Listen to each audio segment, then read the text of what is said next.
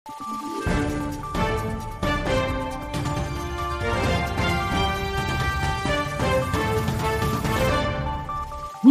araw, Pilipinas! Ito ang Valiente News hatid sa inyo ng Office of the Vice President. Tuloy-tuloy ang pamamahagi ng wheelchair ng OVP sa mga Pilipino, kabilang na sa Bangsamoro Autonomous Region in Muslim Mindanao.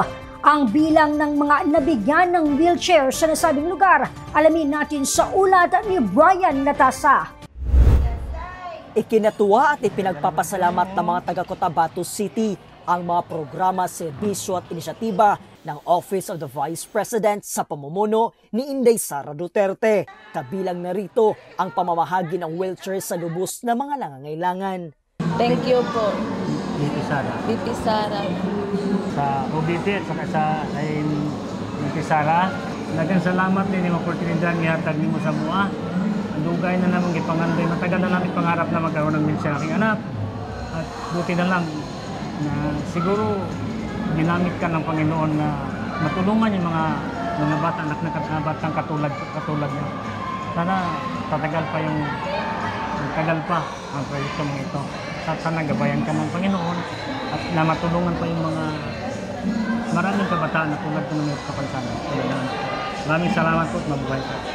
Ma'am BP, maraming salamat sa tulong na bigay mo. Sana marami ka pang matulungan. Thank you po kay Sara Duterte, Vice President po, sa pagbigay niyo po ng wheelchair na hindi namin alam na may pabigay po. So nung nalaman ko po na may pabigay na wheelchair, kaya po inaasikaso ko po agad para hingi po kami ng tulong sa wheelchair. So ngayon po, thank you po, nabigyan kami, isa kami sa nabigyan ng wheelchair. At malaking tulong ito, hindi na kami mahirapan sa mister ko sa pagbuhat. Diyan na lang siya kinapaupo ko, pakain, paliguan, dito na rin. Malaking tulong po talaga ang wheelchair po na bigay. Galing po kay Vice President, thank you po, Sara Duterte. Maraming salamat po. Para po sa akin, sir, nagpapasalamat po ako ng marami sa kanya kasi po, marami siyang natutulungan na tulad namin, ng mga Pilipino na nangangailangan. Parang sa kanya, yung tumutulong siya sa mga mahirap. Sa datos mula sa OVP BARM Satellite Office, umabot na sa 92 ang kabuang bilang ng mga individual na pinaghandugan ng wheelchair ng opisina simula 2023 hanggang Oktubre ngayong taon. Panalangin nila Tatay Regino, Procorpio at Tatay Mako at Isay na sana bukas mas maging maayos na ang kanilang kalagayan. Sa ngayon, naway ang mga wheelchair na ito ang magsisilbi nilang mga paa, kamay at gabay tungo sa mas magandang bukas.